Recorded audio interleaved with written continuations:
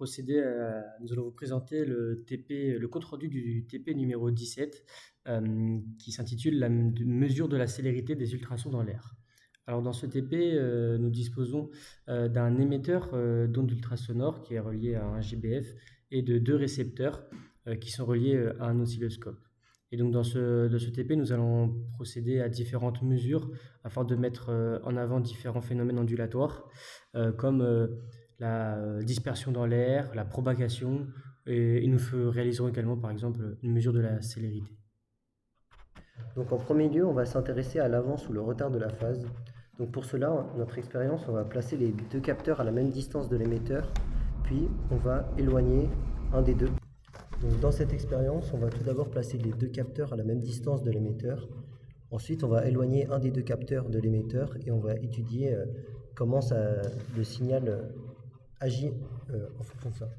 Donc tout d'abord, on voit que lorsqu'ils sont à la même distance de l'émetteur, les signaux se superposent, c'est normal. Et ensuite, lorsque on éloigne l'émetteur numéro 2, le signal du récepteur numéro 1 va rester le même, mais celui du récepteur numéro 2 va se décaler, et là où le pic était ici, au même niveau que le récepteur numéro 1, il va se situer ici maintenant. Donc ça correspond à un retard de phase, et ça s'explique par le fait que, étant donné que le récepteur est plus loin que le premier récepteur, il reçoit le même signal que le premier récepteur, mais après qu'il ait parcouru une distance supplémentaire. Donc nous allons ensuite procéder à une mesure de la célérité de l'air au labo. Notre protocole va consister à placer l'émetteur à un endroit fixé, puis placer nos deux récepteurs en face. On va vérifier qu'ils soient bien en phase à travers le mode XY. Donc ici, on voit bien un anneau, donc ça veut dire qu'ils sont en phase. La différence entre les deux est notoire. Et alors qu'ici, par exemple, ils sont en phase. Donc ici, on remarque un trait. C'est une méthode qui nous permet d'être plus précise car chaque différence est très bien mise en avant. Donc notre protocole va consister donc à mesurer 10 fois 10 périodes en fait, et donc on va pouvoir, grâce au mode XY, voir très facilement quand est-ce qu'on passe les 10 périodes. Et une fois qu'on aura passé les 10, on va mesurer la valeur qu'on lit sur le banc optique, et on va la diviser par 10 et on va obtenir notre valeur de longueur d'onde lambda qui vaut ici 8,7 mm. Et ce protocole nous permet, en mesurant 10 fois lambda, d'avoir une incertitude autour de lambda qui est plus précise, qui est plus faible, et à travers la relation lambda égale c sur f, on en déduit la valeur de la célérité expérimentale, soit 348 mètres par seconde.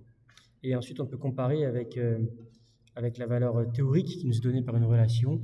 Et l'air était à 20 degrés le jour du TP, donc on trouve C est égal à 343 mètres par seconde, soit un Z-score qui vaut 1,25, ce qui est très strictement inférieur à 2, et ce qui nous donne donc que nos deux valeurs sont compatibles. Notre troisième expérience va essayer de mesurer la propagation de l'air, de l'onde dans l'air. Donc pour cela, on va utiliser qu'un seul des deux capteurs. On va éloigner progressivement de l'émetteur, et on va, pour chaque position différente, mesurer son amplitude qu'on va observer sur notre oscilloscope. On voit que lorsqu'on trace en échelle linéaire l'amplitude en fonction de la distance qui sépare l'émetteur du récepteur, on a une fonction qui n'est pas linéaire, donc c'est compliqué de vraiment lire et de déduire une loi à partir d'ici. De même, lorsqu'on trace pour une loi en échelle log-log, ce n'est pas vraiment une fonction, une courbe qui ressemble à une fonction linéaire, donc on ne peut pas conclure. En revanche, lorsqu'on trace en échelle semi-logarithmique en x, la courbe qui donc ressemble à une droite peut être associée à une fonction linéaire. Donc on peut conclure que notre loi sera du type y égale exponentielle de moins x, car le coefficient directeur de la droite semble négatif. Donc nous allons ensuite utiliser la mesure de la célérité que l'on a eu précédemment pour mettre en œuvre un protocole de mesure de distance.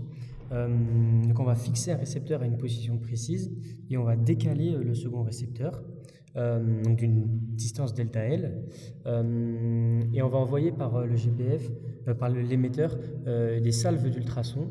Comme ça on va pouvoir mesurer très précisément combien de temps après le premier récepteur, le deuxième récepteur reçoit cette onde.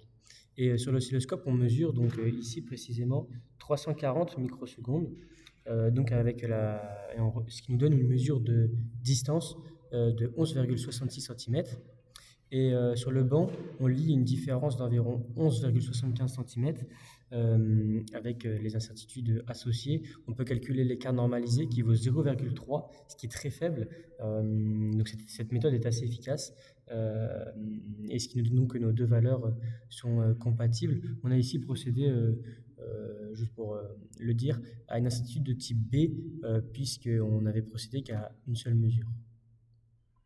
Grâce au mode salve, on peut aussi étudier une dernière caractéristique de l'onde dans l'air qui est sa dispersion. En effet, étant donné qu'une salve, c'est un créneau, d'après le système Fourier, ça correspond à une infinité de signaux sinusoïdaux avec des longueurs d'onde différentes. Et donc, si jamais l'air est dispersif, alors le signal, donc la largeur du signal que l'on va recevoir, va être différente en fonction de la distance. La distance, car les longueurs d'onde vont se décaler. Et on voit qu'en effet, pour l'air, lorsque le récepteur est positionné très proche de notre émetteur, alors on va avoir une différence de temps entre le début et la fin de la phase qui va être de 672 microsecondes, alors que lorsque on va éloigner un peu notre récepteur, cette différence sera de 596 microsecondes. Il y a donc une légère dispersion de cette onde dans l'air. Voilà, merci de nous avoir écoutés et c'était notre compte rendu de TP.